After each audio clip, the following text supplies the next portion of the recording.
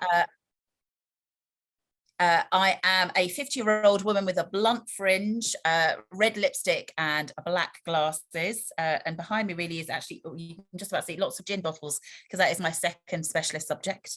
I have a real fondness for York. I used to work as the head of training and development for the Science Museum Group.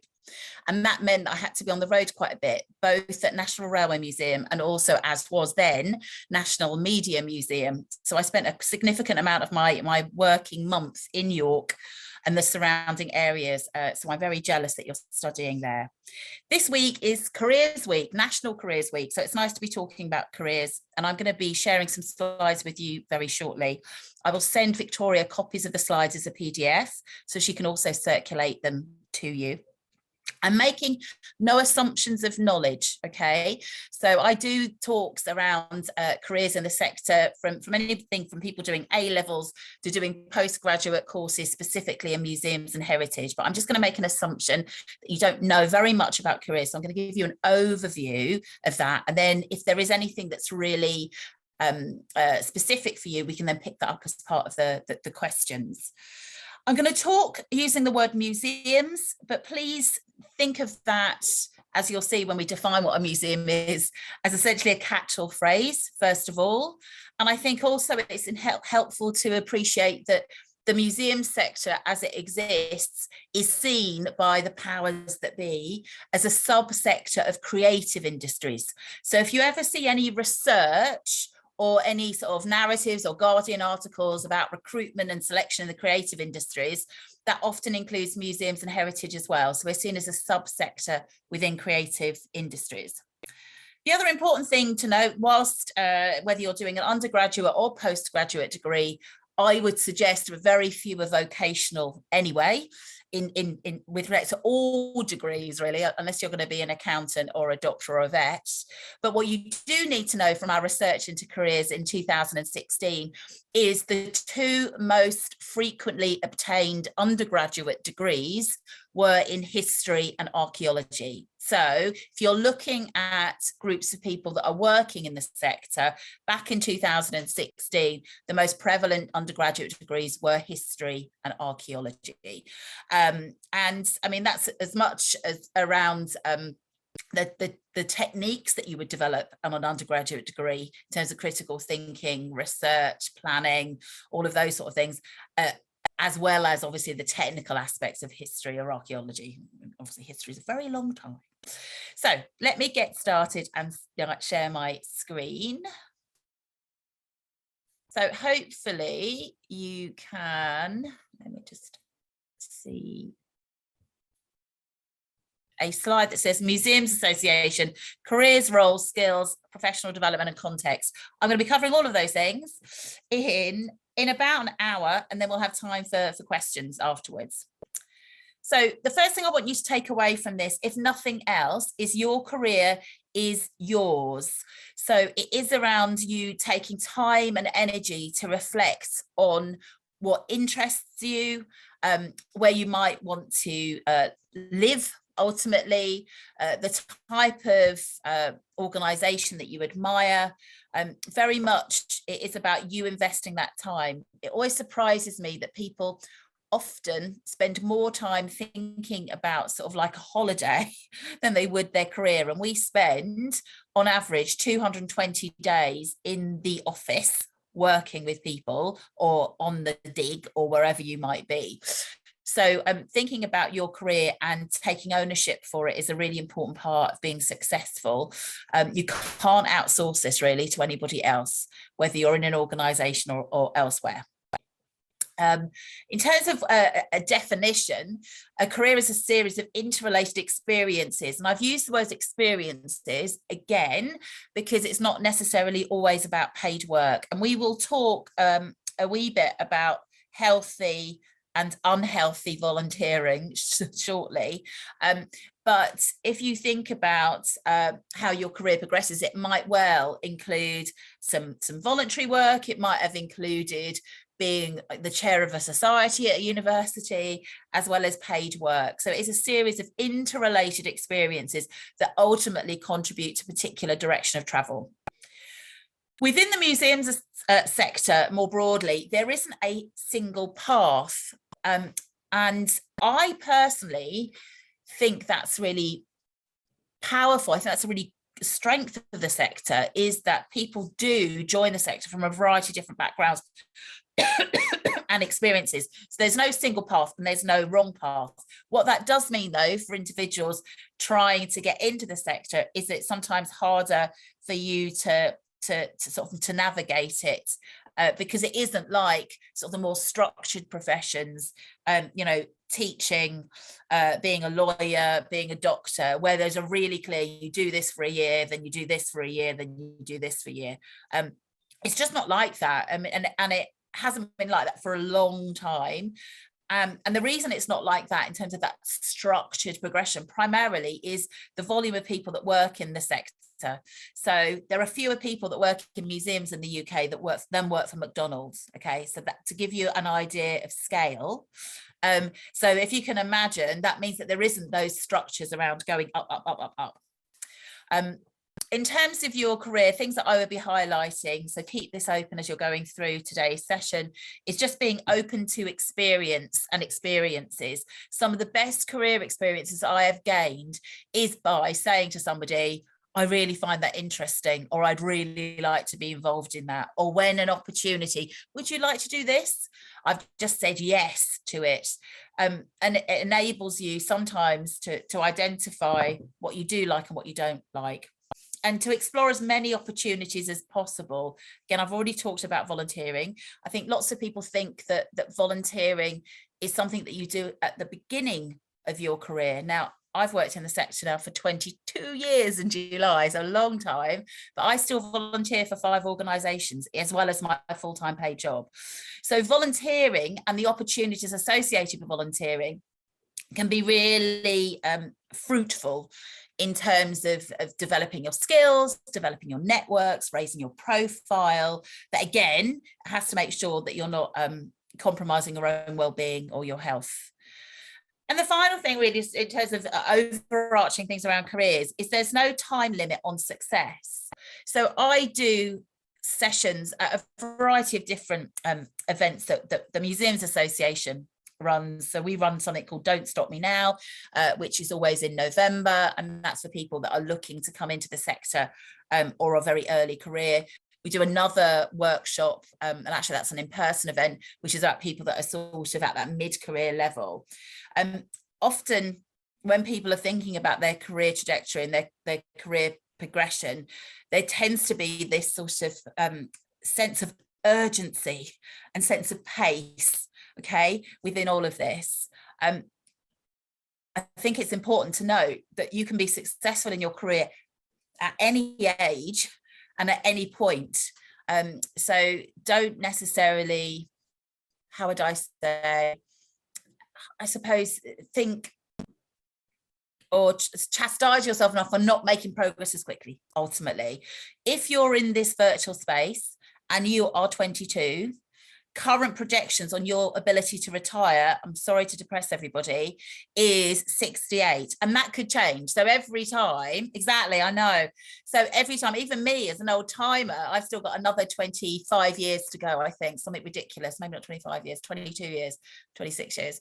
So so just don't get impatient and exit the sector unless you've got something fantastic to go to. Just think about what your timeline is. And I think very clearly at undergraduate level, you've gone through so much, and postgraduate level, when you're still in formal and full-time education, you know, your pace of development and growth is quite high. You know, you do GCSEs, you might do A-levels or higher. I'm based in Scotland. Then you go to undergrad, then you might go to postgrad. So you go through very quickly with high frequency, lots of developmental situations and lots of change.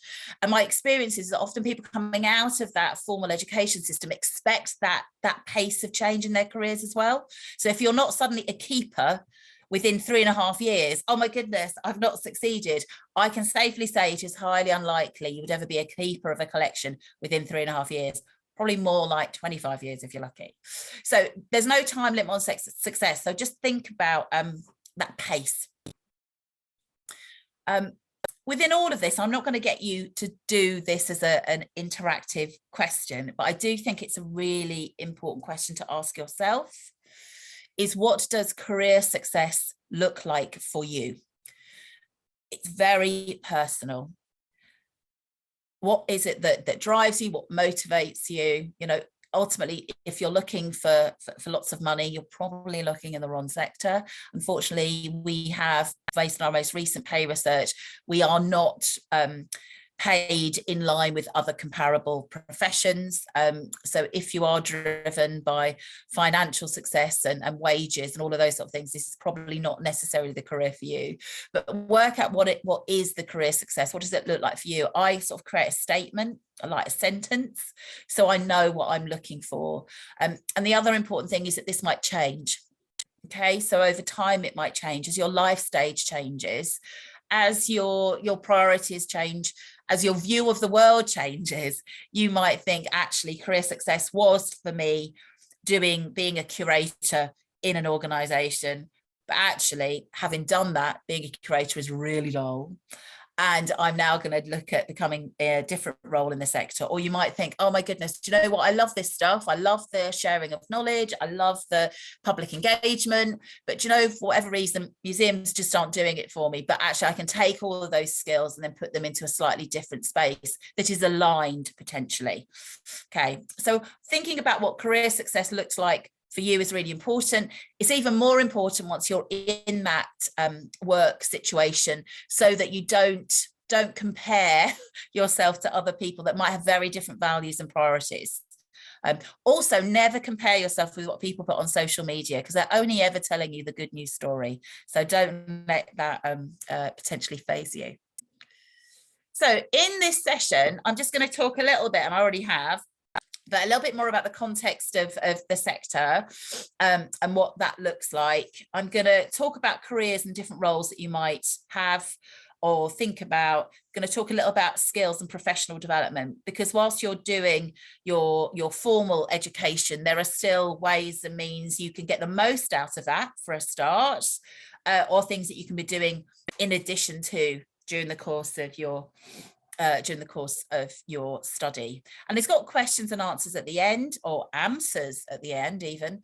So if you want to hold them until that point, you can do, or pop them in the chat as we go, so that we don't lose them. So who are we? Well, we're the Museums Association. We're the UK-wide membership body for people that work in and with museums. But again, remember, use that term museums broadly. Our focus primarily, and I'm not going to read through every single point on this slide deck, is around the power of museums. We are very clear that museums, when they are centred, responsive and representative of their local communities, are more likely to have a significant role in realising the potential of those communities. So that's very much our lens. We see ourselves as a values-led organisation. These are our values. This is what I am tasked to be doing and behaving all of the time.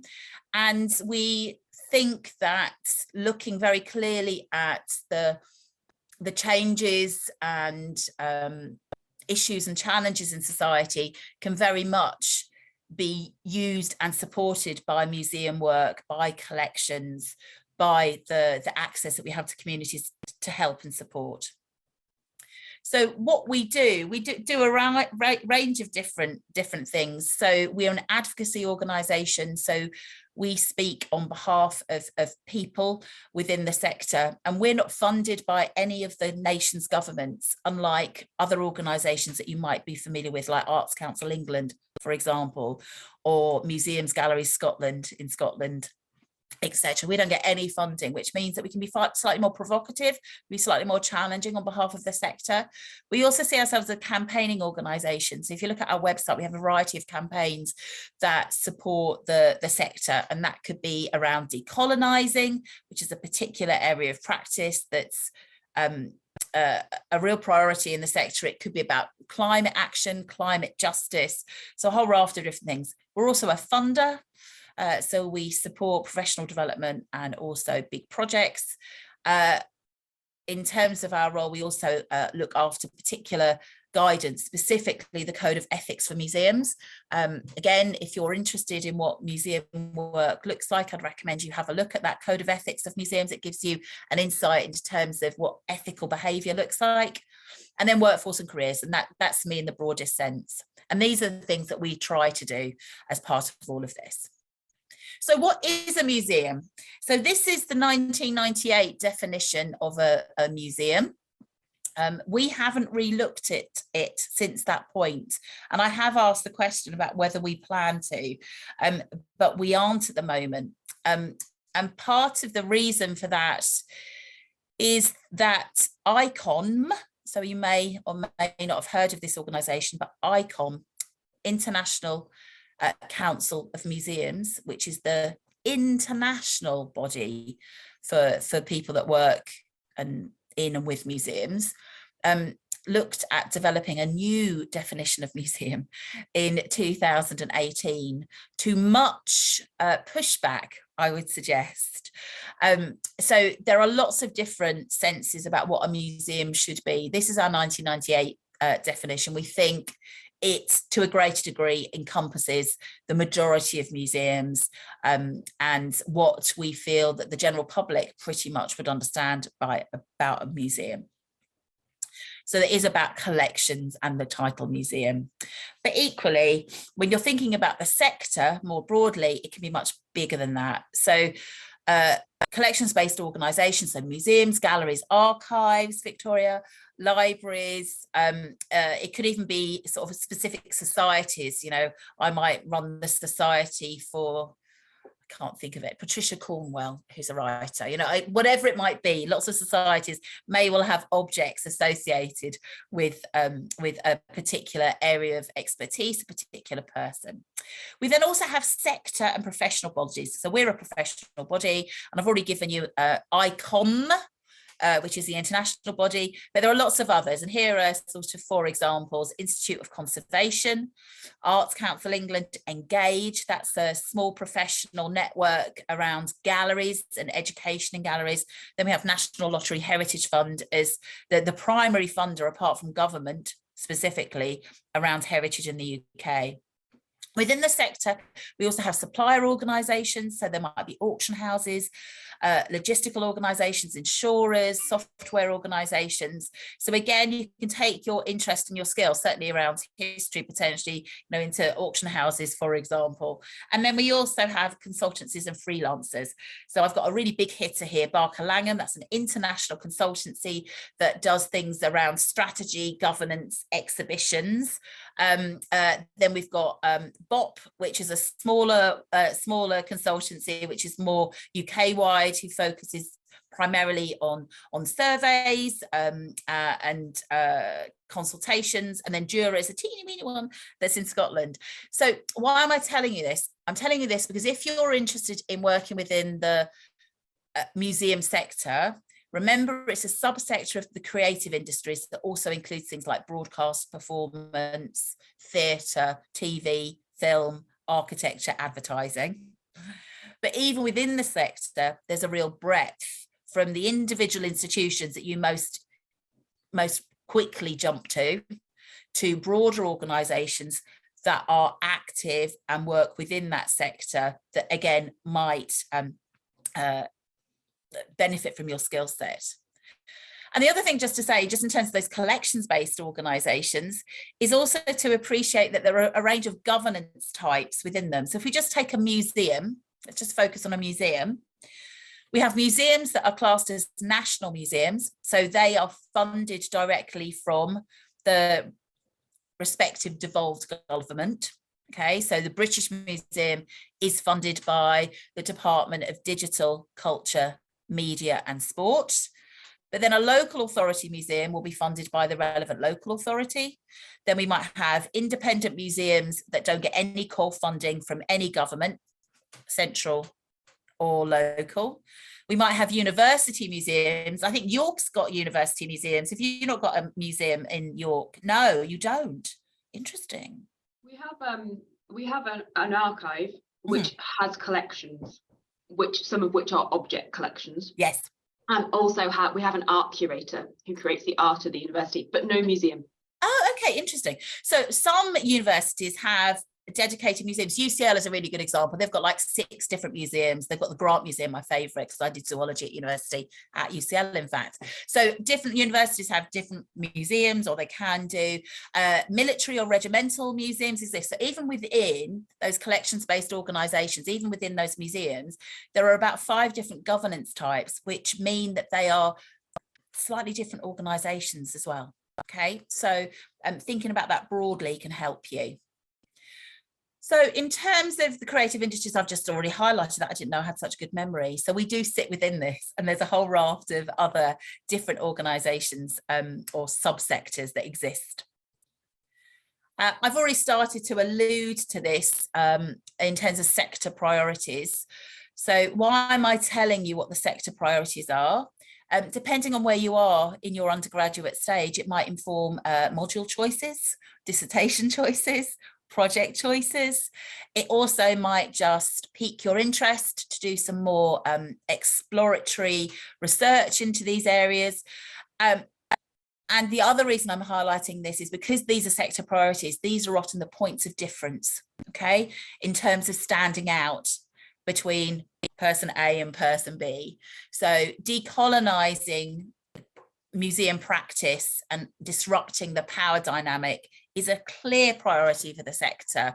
I think often when we talk about decolonising, we tend to jump to things around essentially repatriation. So you might have seen quite a bit about repatriation in the press, and repatriation is just the returning of objects ultimately to a government rather than a community. Community is called restitution. So you've got repatriation, which often when we're talking about the decolonising agenda, people jump to, and they get all worried, but suddenly there's not going to be anything in the British Museum. Trust me, even if we repatriated everything in the British Museum, there would still be stuff there. But that's a real hot potato at the moment.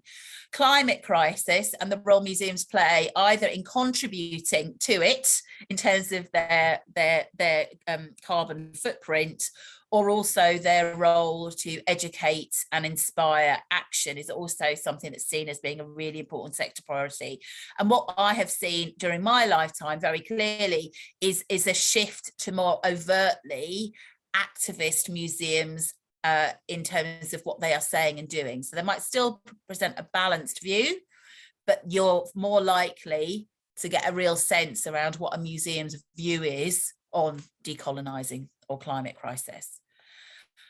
Inclusion, anti-racism, anti-ableism are seen as being really important. Anti-racism has come very much into the fore as a function of the murder of George Floyd. We saw lots of organisations put out statements around their commitment to become anti-racist organisations, and that still pervades. So people are still now looking for funding to fund small groups or to look at collections through a different lens. Well-being, and that's community well-being as well as workforce well-being, is a priority for the sector.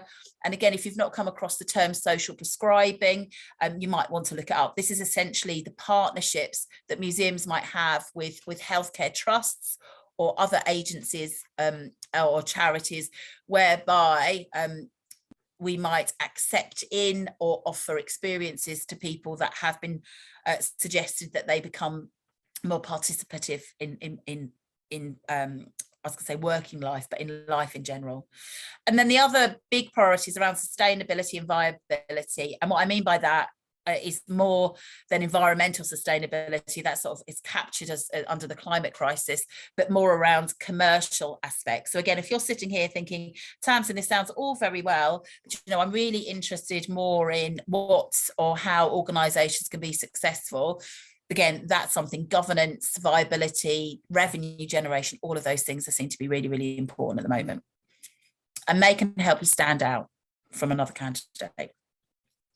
So what are also the realities? So I'm always matter of fact, really. So it is highly competitive. It has always been competitive, but there are a variety of things that have made it more competitive now. And it would be remiss of me to present oh, there's loads of jobs, come and join us, it's a lot of fun, because that isn't necessarily the reality.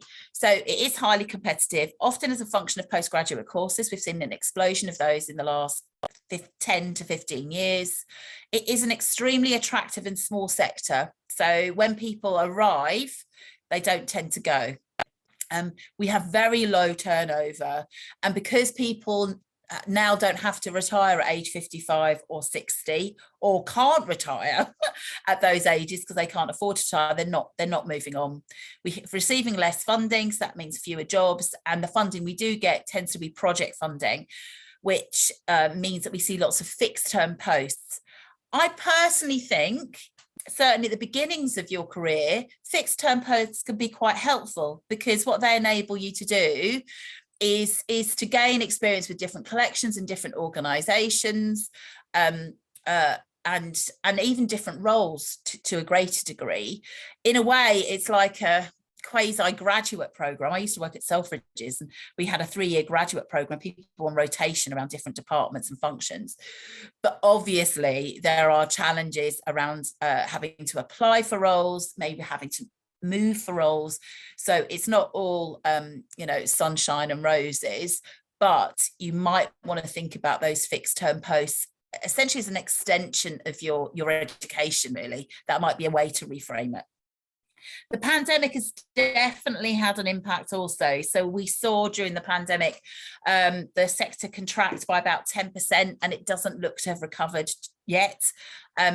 We've also seen the roles changing. So as you can imagine, there was a real pivot to digital. So a lot of roles began to request or require additional digital skills. So again, if you're thinking about what to put in your employability basket, digital prowess, and that can be broad. It can be anything from using Zoom to doing a podcast, being able to edit a film. It could be around social media. All of those things are skill sets, and I'm sure I'm going to come on to those in a moment, that are really highly sought after, more so now in the pandemic than they were before. And we've also seen a shift from core staff to more freelancing models, because organizations just couldn't afford to retain. Freelancing is an active way to engage in the sector. Freelancing, I would suggest, tends to happen. I mean, when I first joined, it happened right at the end. People would retire and then become freelancers. That's no longer the case. But to be able to get a good rep as a freelancer, you need to be really good and competent and credible. That's not always the case right at the beginning of your careers. Where we do see lots of freelancing, rightly or wrongly, that is a nice way of potentially augmenting your salary, or if you haven't been able to find a permanent job in the sector, but you might want to, you could be working, I don't know, I'll be working, I don't know, John Lewis's, Betty's, wherever it might be, and then opportunities to do little freelancing gigs, as it were, might present themselves. They tend to be more associated with education roles, okay? So running workshops or outreach activities where ultimately you can come in, do it, drop in, and then go away. So you don't tend to, certainly at the early stages of careers, find freelance curators. There definitely are, but it's less likely you would be able to move directly into a freelancing role without having a proven track record in that particular area of work. So what I'm telling you really is there is a big supply of people that want to work in the sector. But in terms of the demand, it's much lower. So that's why I think it's important, 1, to reflect on what you want out of a career. 2, to invest time about what that looks like for you. And 3, wherever possible, think about how you can accrue the skills and experiences that enable you to shine. Okay. I once had a conversation with somebody around postgraduate courses, specifically masters in heritage. And I was like, oh, very few people, it's such a challenge. And she said to me, she said, the good people get jobs. And I was like, okay, so that's the message. Be that good person, be that stellar person. And you can do that by some of the things I'm going to say in a moment. So she pauses to take a mouthful of coffee and ask you to reflect on that question. I would suggest, because this is what my dad always said, but I would suggest if you went down to the pub and you said you worked in a museum, the default response would be, are you a curator? Okay, so there seems to be this equivalence, if you work in museums, that you are working as a curator. And that's primarily because of how museum work is presented in the media, in literature, etc. You know, you're either sort of somebody with, you know, working in a library as quiet as a mouse with glasses on and a cardigan, or you're a swashbuckling Indiana Jones. You know, there's sort of this polar opposites around this. I would suggest most people are probably in the middle of that, but that does tend to be how people think about roles, and that might be how you're thinking about the role, but there are so many more that are involved. So if we are talking primarily around roles that work directly with collections, there are three houses really of roles. So we've got curatorial, which, if you can still see me, I've got over here with my right hand, or it's over here. That's curatorial work. So that's the work working with collections, researching collections specifically, maybe be involved in acquiring collections, might be doing some academic research on collections, and that's different from exhibition research potentially, might be doing talks about the collections because you'll know everything about this mug or whatever it might be. So that's curatorial work, and that's over here. Then you have conservation work, and that's over here. So those are the individuals that look to preserve and conserve, and they're two different disciplines, the collections in perpetuity for future generations. So those are the people that would be you know, making sure that when something goes on display, like if I was going to display, I'm just looking at what's on my desk, if I was going to display this fabric bag, that when it's displayed, I'm not going to display it in a way that makes part of this bag then weaker for the future. Okay, so it might be looking at those sort of conservation practices, and that's over here. And then what we've got in between, but very aligned to both of those things, is collections care or collections management. And that's a really broad area of work that can include things like pest management, integrated pest management. It could be about basic housekeeping, basic conditions like light, temperature, relative humidity. It could be the logistics. It could be lending collections to other organizations. It could be documentation. It could be the collection system. So you can see there's loads of different roles in the collections care part or collections management part. To be a curator, you need to understand the collections care part. So what we often find is that people make that move into curatorial roles by starting more broadly in collections care or management. And the reason that's easier to do is often there's far more roles associated with collections care and management. Okay, they're a volume role, so you're more likely to see those roles. They also tend to come up every time a museum does a collections review or a storage review, or if they close for a capital project. There are lots of people that will be taking collections off display, having to pack them, store them, and then guess what? In 2 years' time, they take them out of the pack and put them back on display. So you often find lots of project funded roles in collections care and management. And those type of roles don't necessarily have a particular collection that you would work with. You might well be working across all collections. Again, that's really great if you want to get a sense of the type of collection that ultimately you're interested in. I've highlighted these three different, they're called job families actually, really, three different job families rather than houses. But do you know what? You only really tend to see those in a distinct way in really large organisations. Most museums are teeny, and so you would be doing potentially all of those things as the curator within a museum. You might be doing all of those things with the job title museum manager. So that demarcation around different job families only tends to be the case in really large organisations, mostly nationals or national trust type organisations, English Heritage, Historic Environment Scotland, or large local authorities. But the reality is, in terms of the other more traditional roles within the museum sector, is that we all work with collections. In some way, shape or form. So whether you're in a learning department, and that might include formal learning, so schools programs, informal learning, adult learning. It could also include sort of community engagement and outreach. Guess what? You're still working with collections because you're using them as a tool, either through object handling or object-based learning, to support inspiration around history ultimately. Then we've got exhibitions. Now, lots of people love exhibitions. Exhibitions, I would say, is the most competitive area to get into.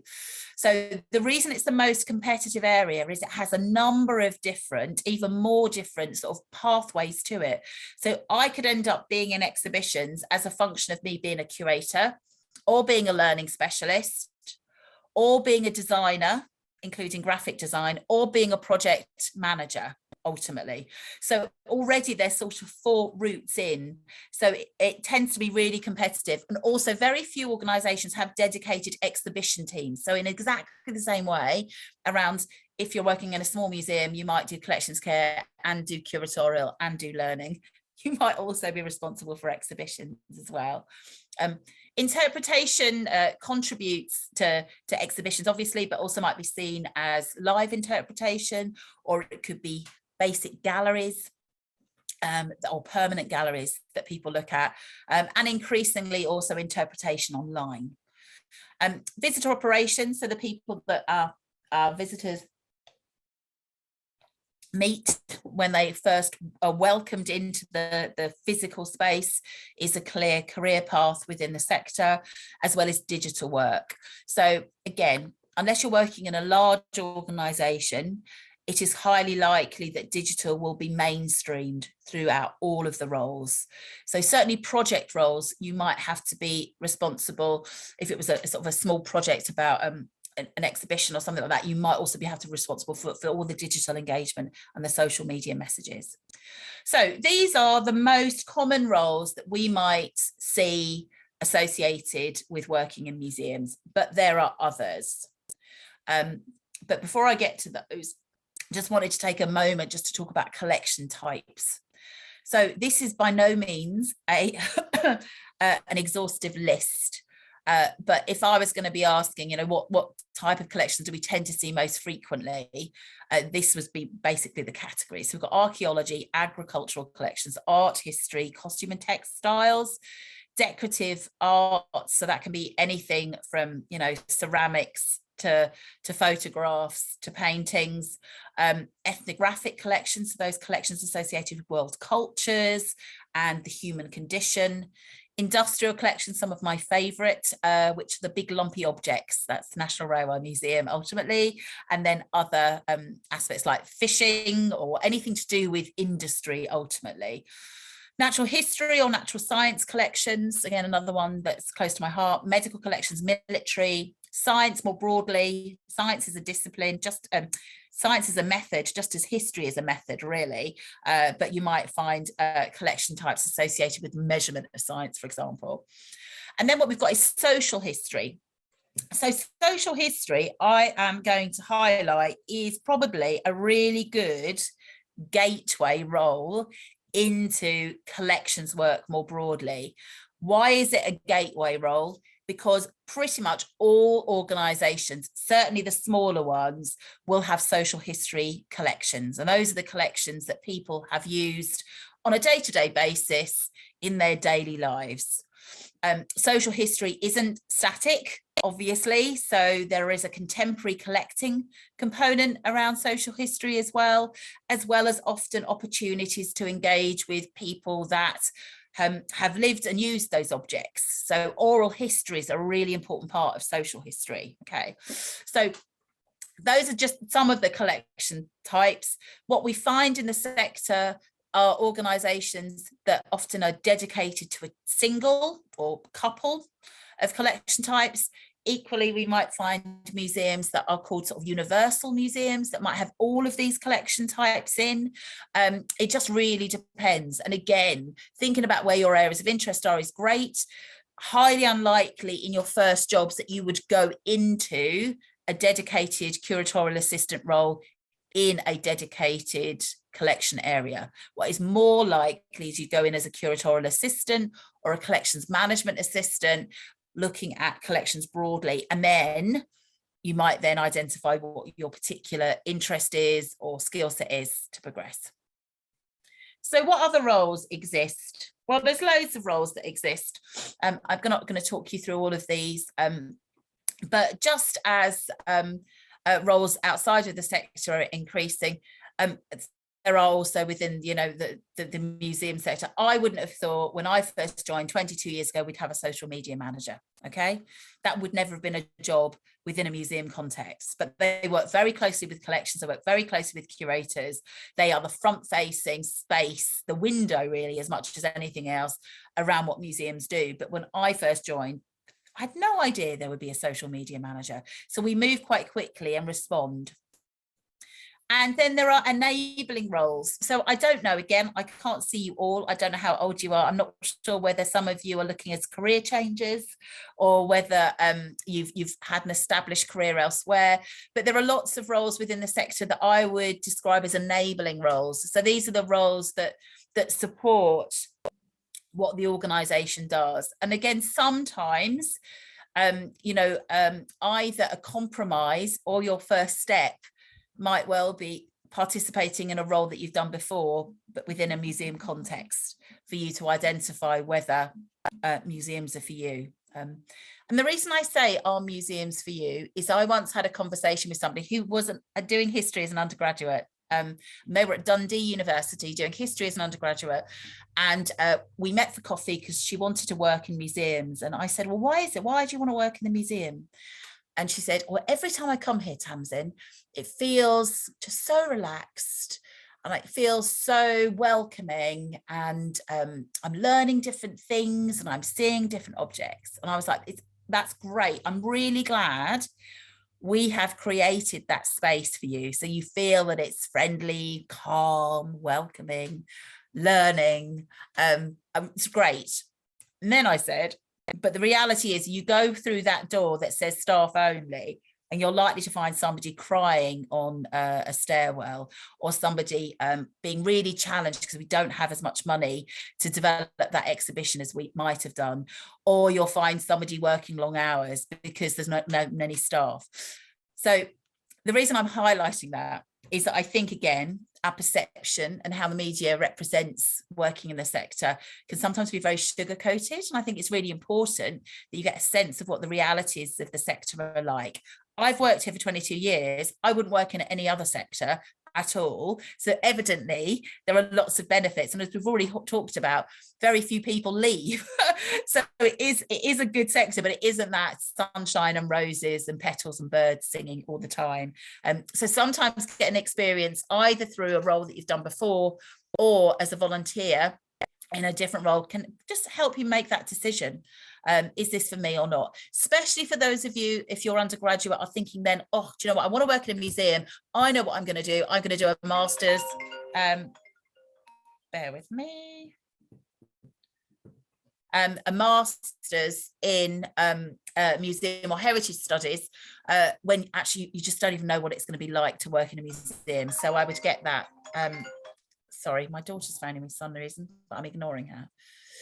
So I think I've already talked about this, just a little bit about organisational types and governance. But again, it can be really helpful for you to understand where best you might be placed. So for example, I'm not good with bureaucracy. I don't really like it. I mean, I like it if it's healthy, but if it's not healthy, I don't like it. So I would hate working for a local authority museum. I would hate working for a regimental museum because I'm a pacifist. I wouldn't want to work for a university museum because, you know what, the museum and the university is never the primary relative. It's always the poor relative. Again, highlighting this just so you can have your eyes wide open about the different possibilities that exist. And you might be thinking, but Tamsin, I just want any job in any museum doing anything. That's great. But over the course of your career, understanding how there are differences might also help you. So I've done a big blurb. I've still got more to say, as you can imagine. So I'm going to carry on, but we will have plenty of time for questions.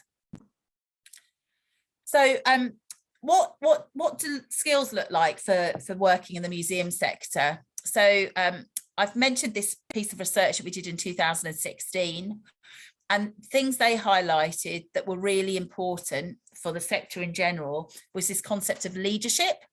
And leadership in terms of skill set rather than the role that you have. So being able to lead a project, being able to lead a group of people, lead an area of thinking, as well as sort of leadership in its more traditional sense. Entrepreneurial behaviours and skills were seen as really important. So how do you generate revenue? Being creative, being innovative, looking at income, how do you save costs? All of those sort of things were seen as really important. Digital skills I've already talked about, and I think I've got a slide exploring those in a little bit more. But one of the really important things was around being more risk oriented. So often we find people that work in the sector and you can understand it entirely. You know, I'm looking after this collection. Oh no, don't hurt it. I'm not going to do anything differently. So people often are fairly risk averse in the sector. Yet for us to make change and be dynamic, we need to be far more risk oriented. So anything you can do to develop your risk orientation safely, I should say, might help you. We did some, as in the MA, did some informal research in 2020. And again, it wasn't hugely different. So this whole idea about leadership and management and business came up really strongly, as did increasingly important aspects around collections. And again, this research was done during the pandemic about how do we make sure collections are meaningful audiences, broader audiences, and then digital again, which I've talked about. And when I talk about digital, I want you to think about it in its fullest sense. Again, I'm not going to talk through all of these bullet points, but again, it isn't around necessarily you having the skills to write a website or you having the skills around doing social media. You know, there's a raft of different ways and means that digital is part and parcel of what working in the museum sector in the 21st century is all about. You know, and here are just some examples of how you might be using digital skills to support your experiences.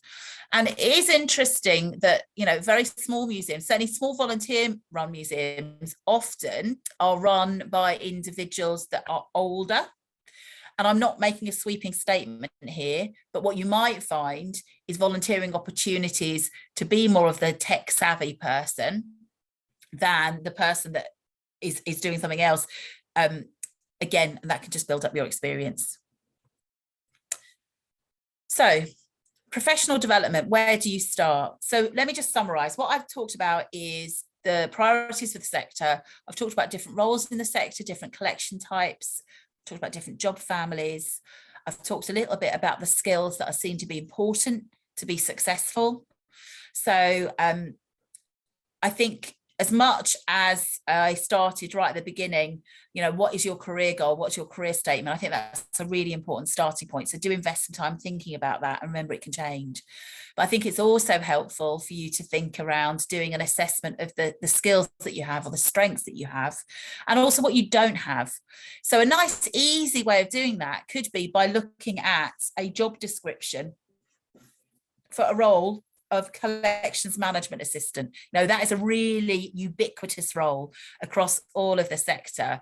So next time it's advertised, next time York Museums Trust, next time the Minster advertises for a role, you know, just have a look at that job description and use that as your starting point to begin to, one, get a realistic preview about what that job entails, and two, begin to look at what you feel you've got experience in or not got experience in. And you can then use that gap analysis, the ones that you don't have experience in, to begin to develop yourself and look at meaningful and purposeful professional development. And the reason I say meaningful and purposeful is because none of us have got loads of time on our hands. And none of us have an overflowing bank account, I would suggest. So there's no point investing time and energy doing something that's not going to deliver to your career goal. I always suggest, certainly if you are volunteering already, or if you are working in a museum or working, you know, in any organisation, just capitalise on your context, make the most out of being there. And that can help you get access to different materials that wouldn't be in the public domain, objects, strategies, Also enables you to build relationships and build your network wherever you are.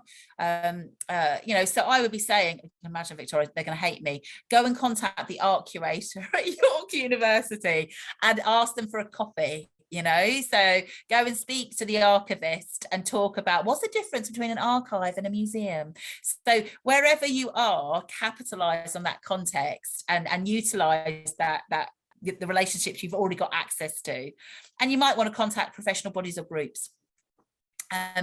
This is my checklist. So this is a checklist that I use when I'm looking at how to develop. So if I identify I want to develop some of my experience around allyship, let's take that as an example, I then go through and say, I reflect on what I need to do and what my goal is. I then join groups that focus on allyship. I follow people on social media that are allies. I meet people that do training on it. I read books about allyship. I watch films. I listen to podcasts. I attend workshops. I visit different organizations, and I just get stuck in, and then I have a bit of a rest. This can be a really nice checklist to help you think about your professional development. And I've just talked about those. Ultimately, these are some of the things that you can do to help you develop. And again, the reason I'm saying this is often traditionally professional development seems to be, I'm going to go on a course or I'm going to go on a workshop. It tends to be very narrow rather than broader. And there are so many networks and professional groups that you could join. Everyone in the sector, or pretty much 99% of people, are really generous with their time. They love what they do. They love showing off about what they do, and they love talking about it. So, you know, these groups can be really helpful because they serve a number of purposes. One, it gives you access to people. Two, it highlights particular issues that are pertinent around, you know, archives or around exhibitions. Often these groups run training events. They sometimes have bursaries for training events as well. And they also advertise jobs.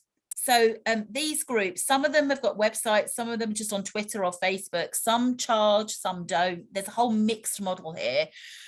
But a lot of the material is open source, so you don't have to join the touring exhibition group, for example, to get access to some of their stuff.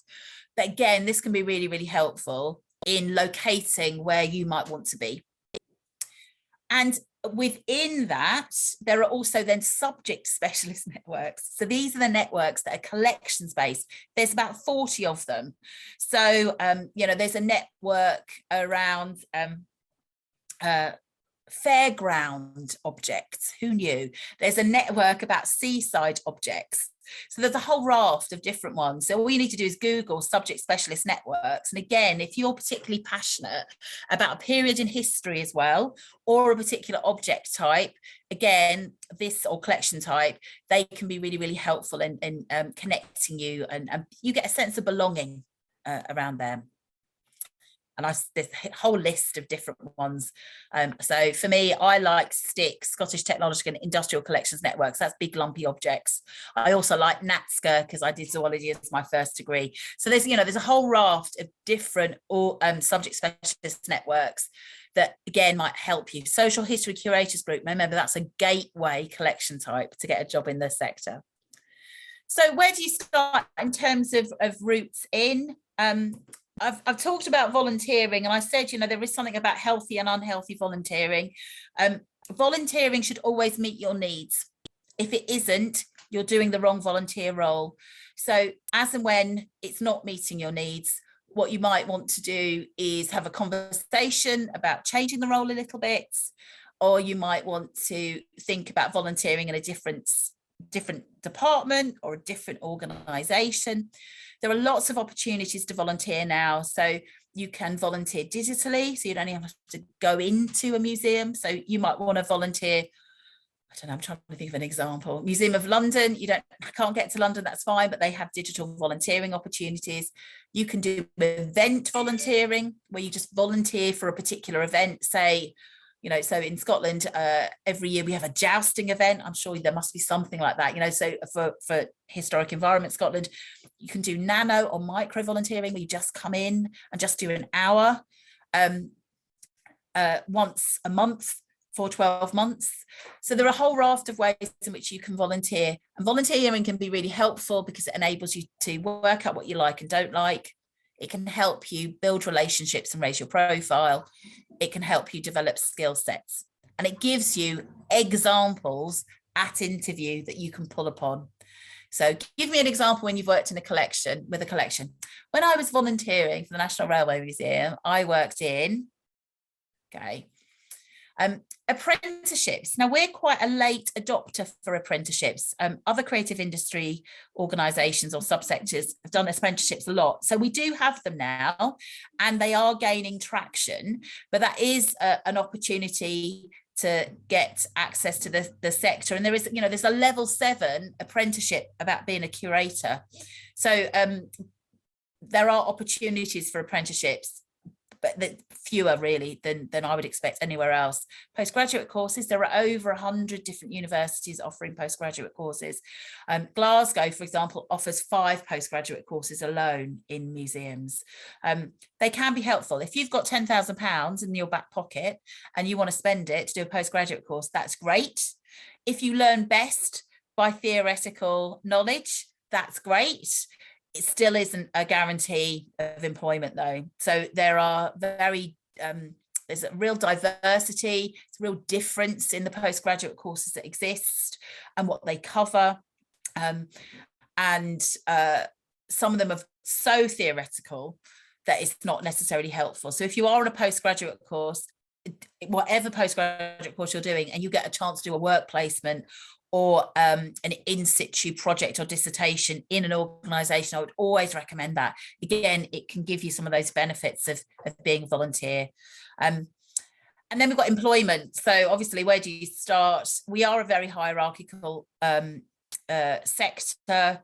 I would suggest we're also very snobby, unfortunately. So often what you're looking at is fixed term posts. I don't use the term entry level because, of course, if you've never worked in the sector, you will be entering the sector. But some of the lower grade posts are probably greater in volume and more able to be delivered while you're still learning. Some organisations have traineeships, which mean you're also employed, but again, there's not a huge number. If you want more information about entering the sector, we're publishing our course guide this week, which is not really called a course guide, but it's about how do you enter the sector ultimately. And what you might want to do within all of this is just think about, what motivates you, what interests you. I know I've talked about that already. What types of role excite you? Is there a collection that you prefer? Are there audiences you'd like to work with? Would you prefer to work with younger audiences rather than specialist audiences? That might have an impact. What about the governance structure? You might also want to think about where you're based and what that looks like in terms of opportunities. Shocker, there are more museums in London. Okay. However, whilst there are more museums in London, the pay at those museums doesn't necessarily reflect the cost of living for living in London. So one of the techniques I often advise people to do when they're thinking about a job is to do sort of essentially a geographic zone. So you put where you're based. I'm based in York. I work out how far I want to commute, because lots of museums have shifted back to in-person, unfortunately. Right, I've worked out I want to commute for an hour, so I've now worked out around my bullet point in York. Those are all the museums I could perhaps go to. I might be able to work at the Ripon Museum. I might be able to work at the Police Museum in Ripon. Don't know why I'm talking about Ripon all the time. I might want to work at, so actually identifying where you're located, either as a function of your university, or where you're from originally, can help you begin to think about what are the potential opportunities if you're having to move home, like I did after university. I had to move home because I couldn't afford to live outside of living with my parents. So yeah, think about where you might want to explore. So final thing, just in terms of around applying for roles, and this can be around employment roles, but also volunteer roles, is that most job descriptions are written in a way that have lists of technical skills, okay? Technical skills. around particular specialisms. Often you will be able to develop those in situ or as part of a course or postgraduate course. Most roles, if not all roles, have generic skills around good team working, good communication, good planning and organising. Okay, so again, any of those skill sets really help. In terms of the different bits of information you find, job description essentially describes the what, so it's the remit and responsibilities of the job that you're doing. The person specification is the who, so that's a little bit more about what traits might you bring, what qualifications might you bring. And we are a very qualification focused sector. We're very the terminology is credentialism. Okay, it's not helpful, but if you highlight the equivalent experience you might have rather than a qualification, that's usually accepted. And then some organisations have competency frameworks. They have like a little role profile that describes the behaviours that you'll be adopting. All of this information stands you in a much better stead to be able either to develop into that role or to apply for that role, because it gives you this greater insight. It enables you to do that gap analysis that I've talked about already. So again, even if you're not ready to make that leap now, what you might want to start doing is capturing examples of job description, person specifications that might help and inform your thinking about the type of role you're interested in, the type of organisation. I've highlighted here Leicester, University of Leicester. They have a jobs desk. I think they only update it now once a month, but that's a really good go-to for pretty much all jobs and volunteering responsibilities or opportunities within the sector. Because it's free. So I'd absolutely recommend you have a look there. But equally, we have a jobs page, and all of those subject specialist networks, all of those professional bodies often have vacancy boards as well. So you can get to know what vacancies exist. So I have given a cantered tour, I think pretty much exactly on the hour, around thinking about what a career is, thinking about what a career goal is for you, highlighting what the sector looks like and the realities of the sector and the priorities of the sector, talked about the roles, collections types and organisation types. And then we've started to talk about how you might look to develop to get those roles and also the entry routes. And on that note, I'm going to be quiet. I'm going to have a look at the chat function. I'm going to stop sharing my slides. And see if there are either any questions. Remember, you can do this if you've got any, or any questions in the chat. So I'm going to stop talking and take another slug of coffee. Thanks very much, Tamsin. We do have a couple of questions already in the chat. If anyone else has questions they want to pop in the chat, then please do. If you would like to raise your hand and ask your question out loud, always welcome. If you look at the bottom of your screen, you'll see there's the reactions function, and next to that is a little upward facing arrow. If you click on that, then it will ask you, it will give you the option to raise hand, and that was what will bring up that little hand in the corner of the screen that Tamsin just did. So I've got the messages open. Shall I just go through them? So yeah, Ben go Huntley, ahead, Tamsin. So Ben Huntley, I appreciate this is an impossible question. So no, pretty much. So marketing, yeah, so marketing, finance, all of those enabling functions are absolutely the same. Ultimately, the only thing that's different is the product. I'm trying to work out where they might be, but anyway, the product is different. Okay, that's all it is. Management, again, pretty much the skills has been a good manager, whether you're a good manager in the NHS or a good manager in retail or a good manager in engineering. Again, the skill set is similar. What tends to happen is that I think there's definitely a benefit of having a technical skill set as well, just so you can appreciate, acknowledge, respect, understand what's going on in your own team. And often that is the pathway for progression in the sector.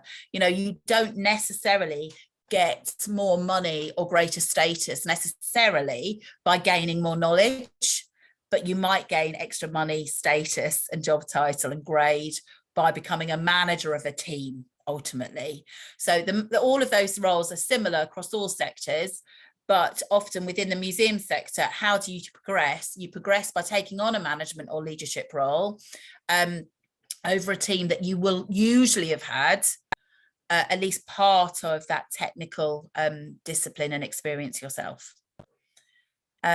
Hope's question, what do you mean by increasing risk orientation? So really good question. So there's risk aversion, which basically means that if I was in an organization where everyone was risk averse, nothing would change. Okay. Or should we create a Twitter account? Oh no, we've never had one before. And what happens if we do a Twitter account and then we get a pile on by other people if we say anything? Or should we look at being a wedding venue? Oh no, we've never done that before because we don't want to close certain parts of the estate. We want everyone always to access all aspects of the estate, and we can't close it for weddings. It wouldn't be fair. What about if we did? So you can see my two examples. Basically, if you're risk averse as an organisation or as an individual, you're likely to say no straight away and not want change. You'll keep things as a status quo, either for an easy life or because you're catastrophizing what's going to go wrong. That's not helpful when organizations need to be more responsive or change with expectations in society. And again, a brilliant example of that might be around expectations to engage in a more bite-sized way or engage digitally. If the organization said, no, we've never had a website, we're never going to have a website, we're not having an app, we're not having any of that sort of stuff, that's fine, that's their decision. There are consequences of being that risk averse because it means you're not developing as an organization, you're not keeping pace with current thinking or customer expectations or all of those sort of things. So that's what I mean by risk orientation, is that and different people will have an innate sense of whether they are more risk oriented or not. So and I'll see if I can find a scale that works about risk orientation. But my first step would be is have a sense in your own mind whether you feel you're more risk oriented or more risk averse. Okay, so which side do you think you sit on? And understanding that can be helpful. And then why is that? So is that because you don't like to, you're worried about making mistakes? Is that you're worried what people will think about you? Is it that you're a traditionalist? Is it that you like routine? Is it, you know, what is it that's having an impact on whether you're really risk oriented or really risk averse? So that can be quite a good thing to get you to think about it. And then how do you develop that skill? I'm going to see if there's any materials about it, because that's such a good question. Hope no one's ever asked me the question, how do you develop it specifically? Is depending on what the issues are or the realities are about where you sit on that scale, what might you be able to do? Or set yourself tiny micro objectives around being more risk oriented. So I mean, this is a really tiny, next time you go to the pub and you've always had this particular type of beer, why not have a different one? See how that goes down. I mean, that's literally another, but that's an example of just taking yourself out of your comfort zone and being slightly more risk oriented. Yeah, food and drink always a part of my examples. So hopefully that's answered the question, but I hope I will look in to see if they've got any other resources, because I think that's a really good question. For those of you, yeah, absolutely. Yeah, Yorkshire Federation of Museums and Art Galleries, they're great.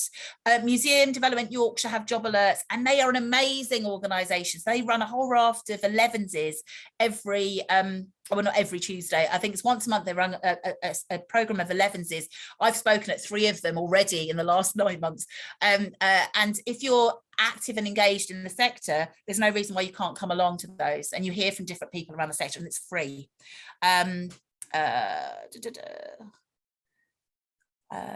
Yes, Ben, I saw that you were there. That's fine. So that's some of the questions. Any other questions? And there's no such thing as a silly question, I should say. While people are thinking about their questions, I have a question. Mm-hmm. So I kind of have my own answer to this question, but I want to ask you. So when I was working in, I guess it was the sector, because I was an archivist. If we would advertise an entry-level role, then we might receive 150 to 200 applications from across the country. And we would then be engaged in the very difficult task of reducing those 200 applicants to 6 people to invite to interview. From your perspective, what is it that makes a candidate stand out at that application stage? So it's a really tough one. So my advice would be about submitting a robust CV is one, always use the word count. So if there's an application form and they say 200 words max, make sure you use that 200 words. Okay, so use the space to provide as much evidence as possible.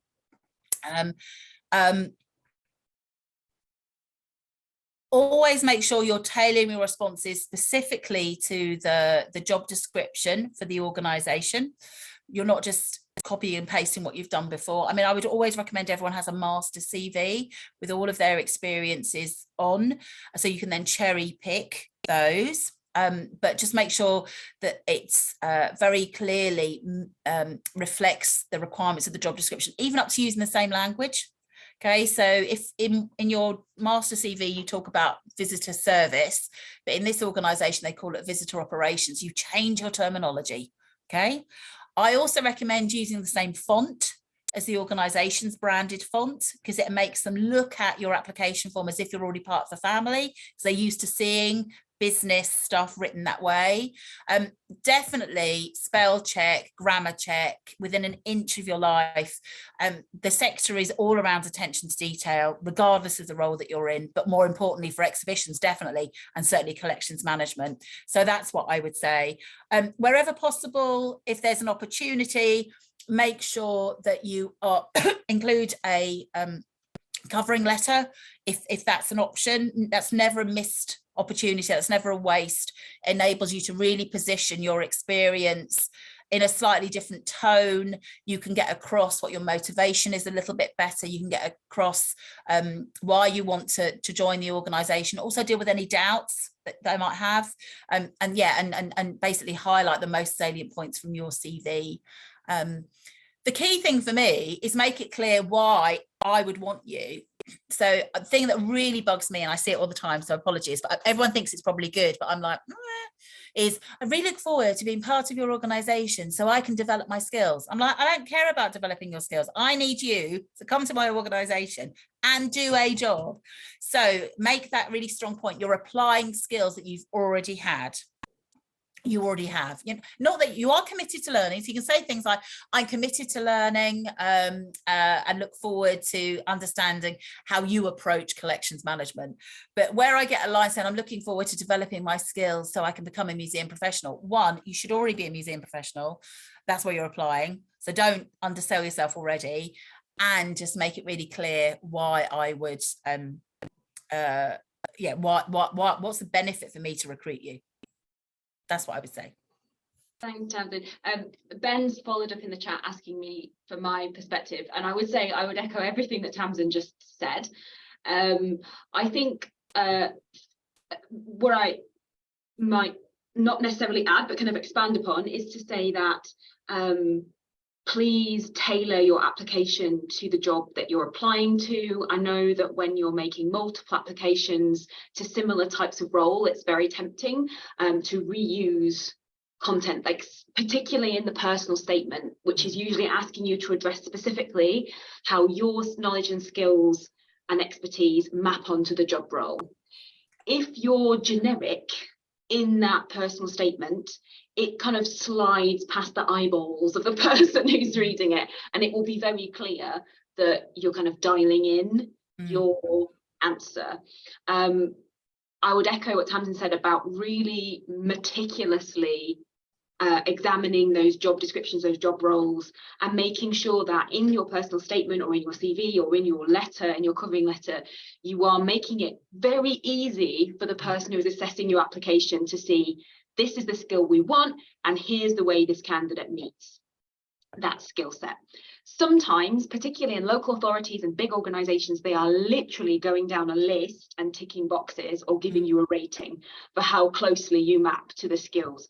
So the easier you make it for the reader to see that, you don't want them to be having to do any kind of extensive interpretation of your writing. you want to make it really clear. So sometimes, for example, being very clear about, you can even put things into sort of short separate paragraphs or into bullet points, or however you want to lay it out. And then the final thing that I would say, and this is true both at the application stage, but even more so at the interview stage, is that don't make unsubstantiated claims. So often you'll have in the job description, it says good teamwork, and you can say in your application, I work really well in teams, full stop. Yeah. And it's like, okay, sure, I can take that at face value, I can trust you to some extent, but actually so much stronger if you say I work really well in a team. For example, when I was during my undergraduate degree, I did a public history community project, during which time I worked with 6 other people to deliver something for a museum. That is 10 times stronger than just making the claim, because anyone can make that claim, and you want to stand out. So yeah, that would be my response, Ben. Georgie, you have your hand up. Yes, hi. Sorry, I tried to type out my question, but it's getting too long, so I thought I'd say it out loud instead.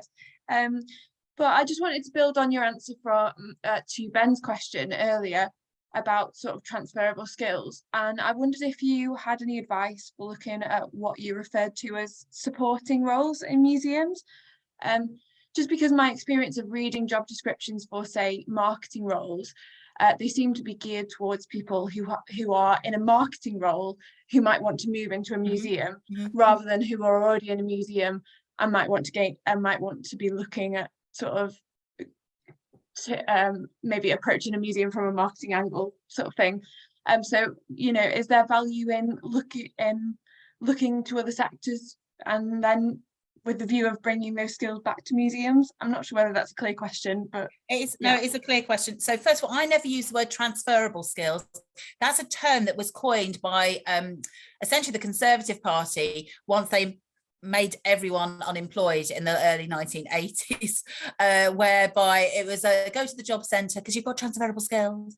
So I use the word professional skills. So when we talk about transferable skills, all we're talking about are the skills that are skills that most individuals need to be able to work professionally.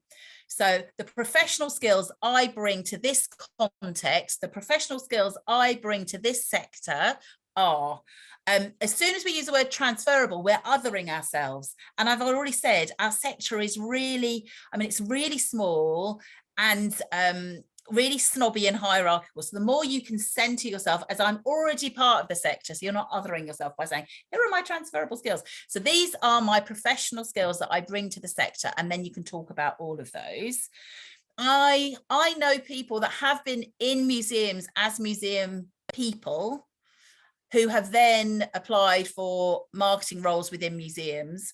Equally, often museums are looking for marketing specialists, and that's why you're seeing the way that those job descriptions and advertisements are highlighted in that way. So yeah, so it can go either way. It just depends on how big the organisation is. And to be perfectly honest, if you're a small organisation, the museum manager will be doing the marketing as well. So there's a whole raft of things. Is it as valuable to get experience in other sectors? If ultimately you want to work in marketing in a museum, but you don't have any marketing experience, and you can get marketing experience in a different sector, will that help you get a job in a museum in marketing? Yes, it will. There's also a very big narrative at the moment about learning from others and learning from other sectors and learning from other organisations to improve our practice. And I'm not being glib about it, but there is something about getting people in from different sectors with different viewpoints. So having marketing experience, back to your specific question, marketing experience in a different sector will always add value when you join the museum sector, because you'll be bringing a different view or a different approach that the existing marketing team, especially if they've been there for a wee while, won't have.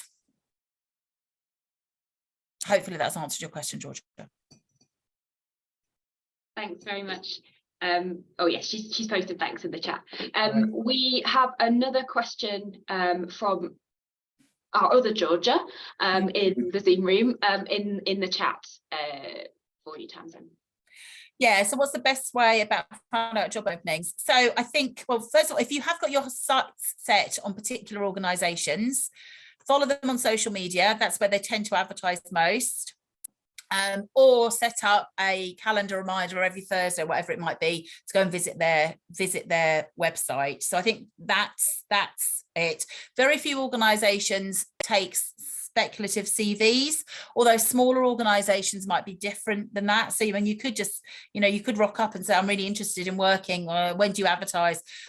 You might also want to, when you've got organisations in mind, just have a look at their structure already, because it could well be they never have roles that you're interested in, okay, depending on their structure, or they never have volunteering roles, or they only have freelance roles, whatever it might be. So you can identify the organisations you might be interested in working for by looking at their structure. But yeah, I would say follow the organisation if you've got an organisation in line on social media, look at their website. Leicester Museum's jobs, I think, can be really, really helpful. I'd also say use your network, because sometimes you just won't, it'll be by chance, you'll have missed it. I nearly missed this job. It was only from having a conversation with somebody that I found out the person was leaving. So if, just make sure everybody is your sort of your cheerleaders and your spotters, as it were, for any other jobs. And yeah, and the job desk at Leicester lists all of the jobs that basically are coming up. We also have a jobs page. Museum Next has a jobs page. Those individual professional networks, if you're interested in working in learning and engagement, Group for Education in Museums and Engage have a GISC list that you can sign up to that has all of the vacancies in learning and engagement. So those are the best routes in. So hopefully I've answered that question to the other Georgia. Thank you. Yeah, wouldn't it just be great if there was one single jobs alert system? Yeah. I mean, Leicester pretty much is that. However, the user interface for the Leicester system is hideous. I wish they'd just have an Excel spreadsheet. I really wish they would just have that, because at least you could then select and stream, but you have to just go through it, and it is so tedious. But the person that runs it is a voluntary post. So yeah, it would be lovely. Anyway. Yeah, and I do recommend joining the mailing list for Museum Development Yorkshire for job alerts in the local area. But if you're in York and you're going to be in York for the next year or so, I would also recommend, as Tamsin said, putting some alerts, if you can, on the big employers, and I say big as in they're not massive, but people like the York Archaeological Trust, who have numerous attractions across the city, the York Museum Trust, York Minster, National Railway Museum. There are often front of house visitor operations style roles. Just at the moment, in fact, Jorvik has been recruiting for its kind of summer team. Similarly, you'll see kind of summer roles coming up at the National Trust and Historic England, both of whom have big bases in the city. So unfortunately, you have to shop around a bit, but especially for those either sort of summer or fixed term roles, they quite often only get advertised locally or via the Leicester job site. So yeah, I think we're about at time. I don't think we have time for any more questions. At the very beginning of the session, Tamsin posted in the chat her email address and her Twitter for people who would like to follow up. But can everyone join me, please, in thanking Tamsin for this session, which I think is really a helpful introduction for everybody. So I know we can do like a little yes, thanks Ben, little yes, then Harry. You can use the chat, or you can use lovely. Thank you all so much. I know that Tamsin has said that MA programs are not for everybody. Agreed, they're not. Some of you here are MA students, some of you here are my MA students. If you are not, however, and you're an undergraduate, but you are thinking about an MA, please do bear in mind that we have an MA in public history, and I'm very happy to talk to anybody, not only about our MA, but other MA options, if that would be helpful to you. Okay, in which case, thank you everyone. Public history is great. Ben says you should definitely do it. Thanks Ben, I appreciate that. Okay everyone, thank you so much. I will see some of you very soon. Okay, bye. Bye Victoria. Thanks. Bye. Bye. Bye.